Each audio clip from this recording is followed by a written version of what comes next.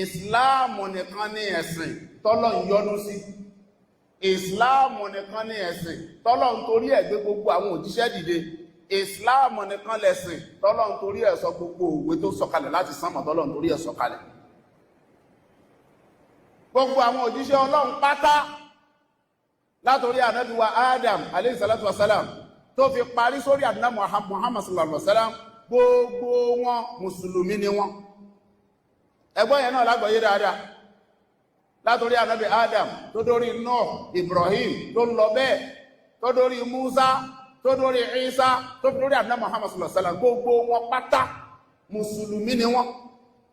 gbogbo wọn sì nígbà tí wọ́n ń bẹ láyé ni wọ́n sọ pé ẹyọ kan lọ́lọ́run. kò sí kankan nù wọn tó sọ pé Ọlọ́run pé méjì, kò sí kankan nù wọn tó sọ pé Ọlọ́run pé mẹ́ta, ẹnì kankan nù wọn ò sọ bẹ́ẹ̀. mo rò pé tí báyìí nìsín ẹ wá ta gbogbo àwọn ẹlẹ́sìn tó kù láyà, ẹ láà sọ pé kí wọ́n mú wá nínú ìwé wọn àbí nínú ìwé míì tí wọ́n bá ti rí tá a bá rà náà bí Ọlọ́run kan tó sọ pé Ọlọ́run pé méjì, tá a bá rí. bóyá Musa ni o táwọn kan ń pè ní Mósè, bóyá Musa ló sọ bẹ́ẹ̀ nígbà tí ń bẹ láyé wípé Ọlọ́run pé méjì àbó pé mẹ́ta, ẹ sọ pé kí wọ́n mú wá nùwé ọwọ́ wọn. bóyá Ìsá ni o táwọn kan ń pè ní Jésù ló sọ bẹ́ẹ̀ pé ńgbà tí wípé Ọlọ́run sọ níbì kan nínú ìwé ọwọ́ wọn pé Ọlọ́run pé méjì àbó pé mẹ́ta. kò sí ẹ̀sìn wo wá ní ń bẹ láyé lẹ́ni tí ń sọ pé ẹyọ kan lọ́lọ́run, ìsìláàmù nìkan ni. ìtumọ̀ ẹ̀ ni pé ẹ̀sìn tiwa yìí nìkan lẹ̀sìn gbogbo àwọn ànábì Ọlọ́run. àwa là ń ṣẹ̀sìn Jésù, àwa là ń ṣẹ̀sìn Mósè, là ń ṣẹ̀sìn Dávìdì, là ń ṣẹ̀sìn Jósẹ́fù, là ń ṣẹ̀sìn Ábúráhámù. àwa nìkan là ń ṣe. gbogbo ẹlẹ́sìn tó kù in tó wù wọ́n ni wọ́n ń ṣe, kì í ṣẹ̀sìn táwọn ànábì Ọlọ́run yẹn mú wa ni wọ́n ń ṣe. torí pé gbogbo àwọn ànábì Ọlọ́run tí mo kà kalẹ̀ yìí gbogbo wọn pátá ni wọ́n sọ pé ẹyọ̀kan lọ́lọ́run. gbogbo wọn ni wọ́n sọ bẹ́ẹ̀.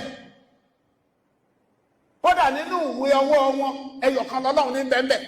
ẹ wá bí wọ́n léèrè wípé ó dà ẹ mú wá nínú ìwé ọwọ́ yín ibi tí Ibrahim tẹ́ ń pè ní Ábúráhámù tó ti sọ pé Ọlọ́run ìṣẹ̀yọ̀kan, ibi tí Mósè tó ti lọ́lọ́run kì í ṣẹ̀yọ̀kan, ibi tí Jésù tó ti lọ́lọ́run kì í ṣẹ̀yọ̀kan, ibi tí Dávìdì tó ti lọ́lọ́run kì í ṣẹ̀yọ̀kan, ibi tí Jósẹ́fù tó ti lọ́lọ́run kì í ṣẹ̀yọ̀kan. ẹ lè rí nínú ìwé kankan, ẹ lè rí.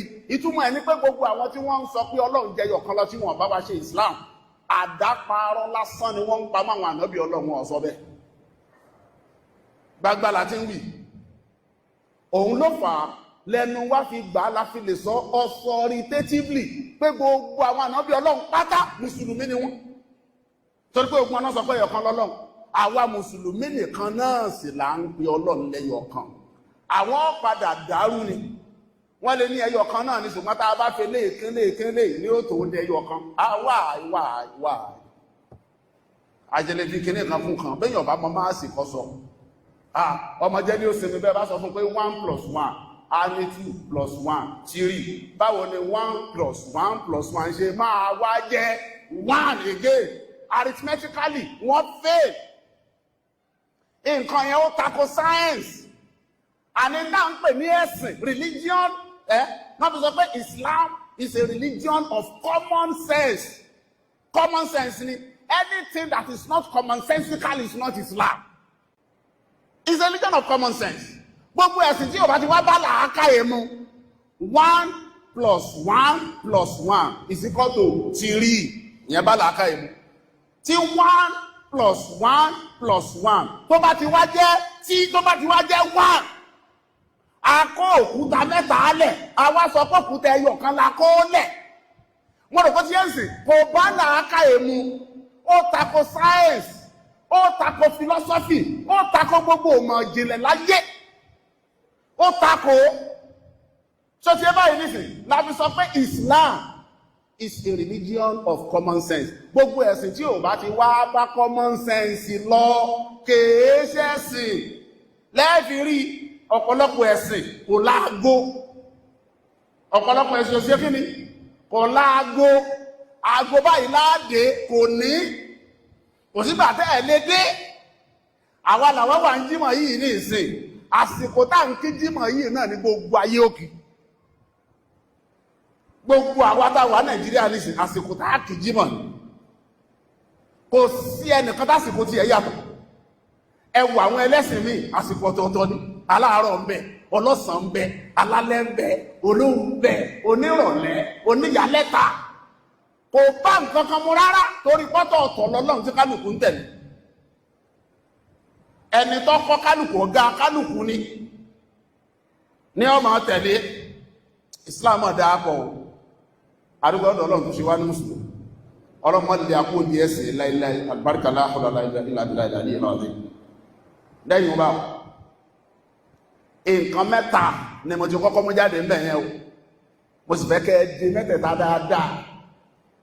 Kí lálákọ̀ọ́kọ́, Islam nìkan lẹ̀sìn tọ́lọ́run yọ́nú sí. Gbogbo tó kù táwọn èèyàn ń ṣe tó bá ti yàtọ̀ sí Islam Ọlọ́run ò yọ́nú sí.